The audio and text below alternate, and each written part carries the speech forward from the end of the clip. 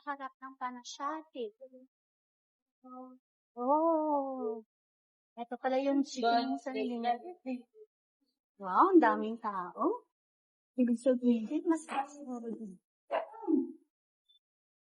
Hindi naman sama.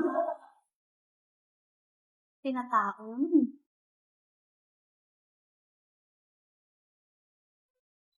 Waiter. Hello ma'am, welcome to Chicken Wings Unlimited. Ito po pala yung menu po namin, ma'am. Alam niyo po, ma'am, meron kami unlimited chicken wings. Kasi po yung flavors na papilihan. Sige, bigyan mo ako ng best-seller review dito.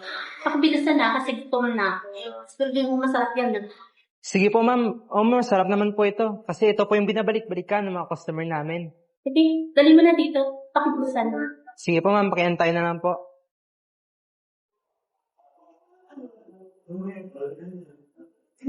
Ma'am, salamat po sa paghihintay. Galing na po. Wait. Ano gusto mo? Kamayin ko? Wait lang po ah. Susit.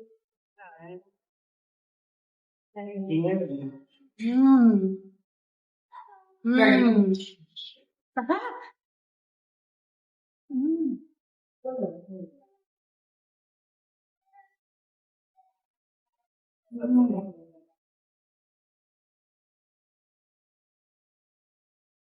May additional order pa po ba kayo? Wala na po, ito na po yung menu. Anong bill? Hindi ka ba akong customer dito? O baka naman hindi mo nakikilala kung sino yung nasa harap mo? Pagtawagin ng amo mo at sabihin mo nandito yung pinsan niya. Dalian mo! Opo ma'am, pakiantay na lang po. Tatawagin ko na si Miss Queen.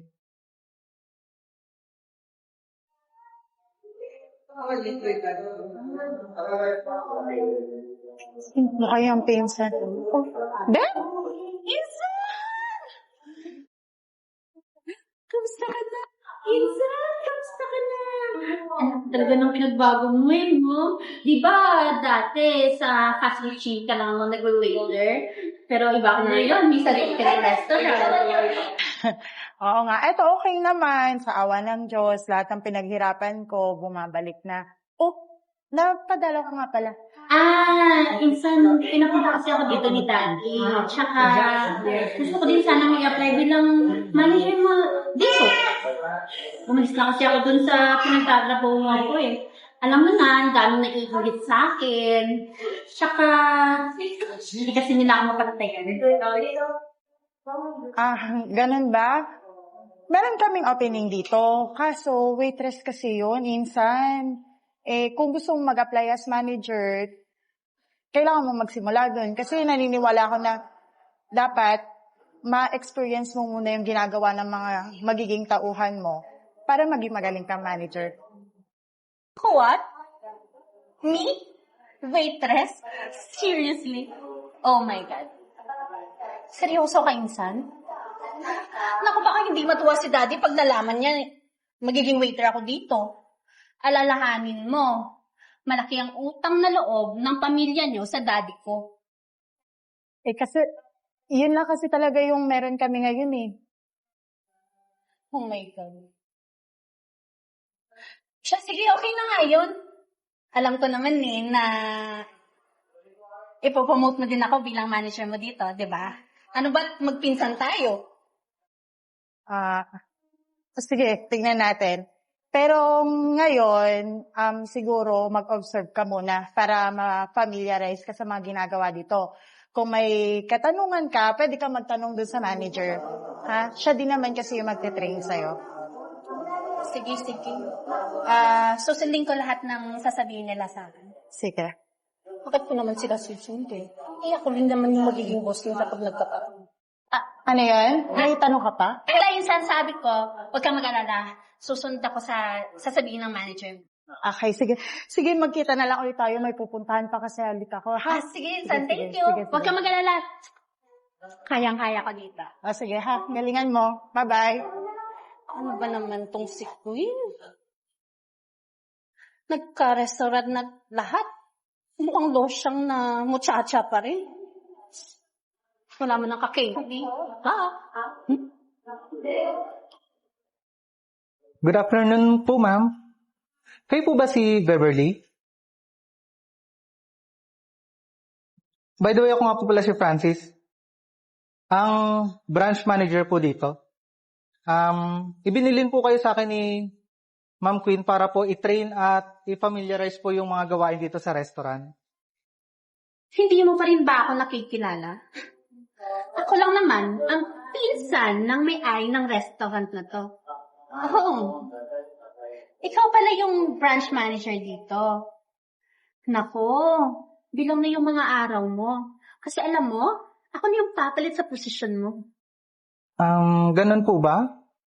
Sa pagkakaalam ko po, lahat po ng nagtatrabaho dito nag-uumpisa po muna sa mababa bago po umangat sa posisyon. Kagaya ko po na manager, galing din po ako sa pagiging waiter dito. Ganyan talaga ang buhay. Bakit? Kamag-anak ka ba namin? What's your name again, Francis? Yes po. Francis, etong tatandaan mo ha. Pag ako na naging branch manager dito, ibabalik kita sa pagiging waiter mo. Kaya ngayon pa lang, umpisa ka na mag-serve.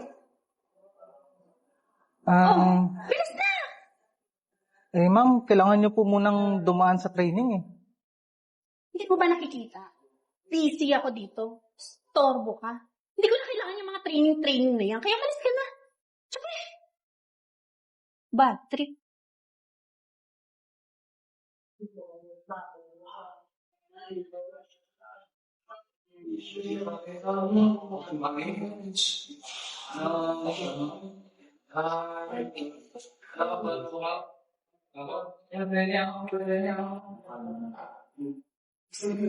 Anong tinitingin mo dyan? Halika nga dito. Ma'am.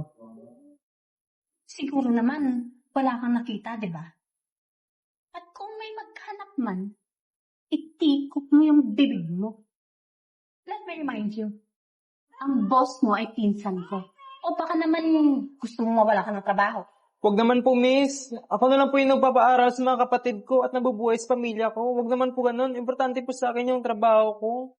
Sa susunod, Ma'am Beverly ang itatawag mo sa akin. Kasi ako na yung magiging manager mo dito. Basta pa magiging tauhan kita. O baka naman gusto mo maging kalbaryo yung buhay mo dito. Sige na nga, bumalik ka na nga sa trabaho mo, pakialamero. Sige po, ma'am. Babalik na po ako sa trabaho ko.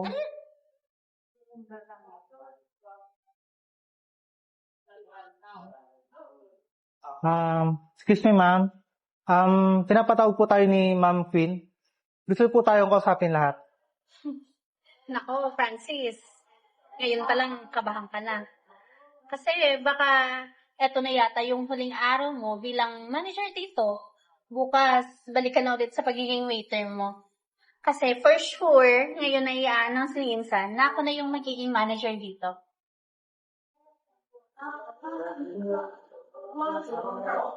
Excuse me, pwede ba ako dyan? Kasi gusto ko tumabi sa pinsan.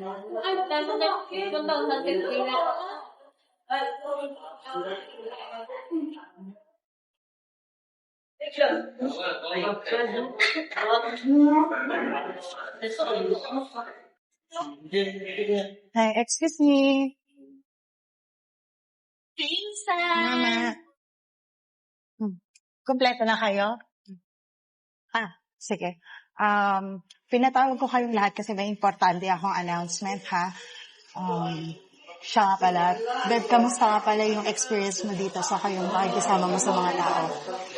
Naku, Insan, okay na okay talaga yung nangyari kahapon. Alam mo, sinunod ko lahat yung mga sinabi nila sa akin. Tapos, alam mo yun, sobrang warm ng pagtanggap nila sa akin dito. Kaya tingin ko, kayang-kaya ko nang i-manage tong restaurant na yun.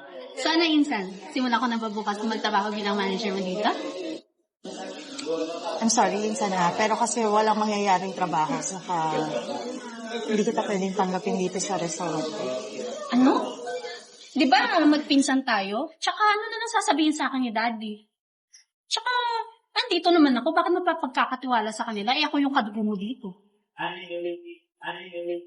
Yun na nga yung problema, bebe. ikaw pa na mismo na pinsan ko, yung sisira sa lahat ng pinaghirapan ko, sa samahan ng mga tao ko.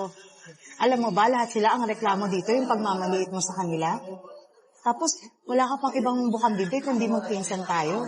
Hindi yan totoo Nagsisinungaling lang sila. Sinisiraan nila ako sa'yo. Gumagawa na sila ng kwento. Bakit ba sila pagkakatulaan? Dito naman ako Sino kaya sa atin, ma'am, yung hindi mapagkatiwalaan? Paano mo yung maitatanggi na nakita ko kukuha yung wild ma'am, yung nagka-customer natin? Hoy, ikaw waiter ka, sinungaling ka. Ang galing mo talagang gumawa ng kwento Gusto mo ba ipakulong kita, ha? Bev, alam mo ba kung kaninong wallet yung kinuha mo? Sa business partner ko sana yun sa isang branch. Sobrang nakakaya nung nireview namin yung CCTV tapos nakita niyang tauhan ko yung kumuha ng wallet niya. O ako ngayon, paano niya ako mapagkakatiwalaan kung ganun yung nangyari? Bahala ka nga. Hindi ko naman kailangan itong trabaho ko sa piptsuhin mong restaurant. Sana nga magsara na to. Ma'am, hindi mga katulad mo yung makakasira ng samahan namin. Hindi lang magkakatrabaho yung turingan namin dito, kundi sa pamilya. Bev, itinayo ko to. Pagod ko. Lahat ng bagay ginawa ko para maging successful tong restaurant na to. Kaya hindi ako papayag na sirain mo to. Kahit pa magkaano-ano tayo. Kaya ibalik mo na yung wallet. O yan, isaksak mo sa baga mo. Umanda ka, dahil malalaman to ni Daddy. Babalikan ko kayo. Alis ka nga dyan! Alis! Bye-bye, Miss Manager.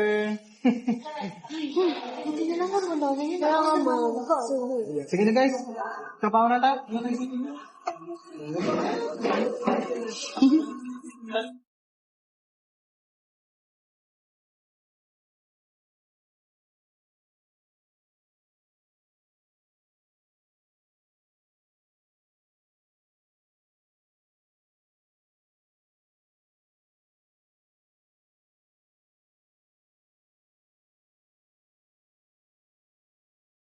Thank you, Chicken Wings Unlimited, for collaborating with T-Bone Production. Dive into limitless wings and endless sauces at Chicken Wings Unlimited, your ultimate destination for all-you-can-eat chicken wings.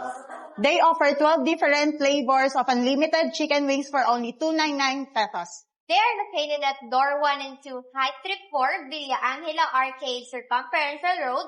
Landmark is beside Congressman Greg Gazataya's office. So ano pang hinihintay nyo? Come and visit Chicken Wings Unlimited. Unlimited wings, unlimited flavor,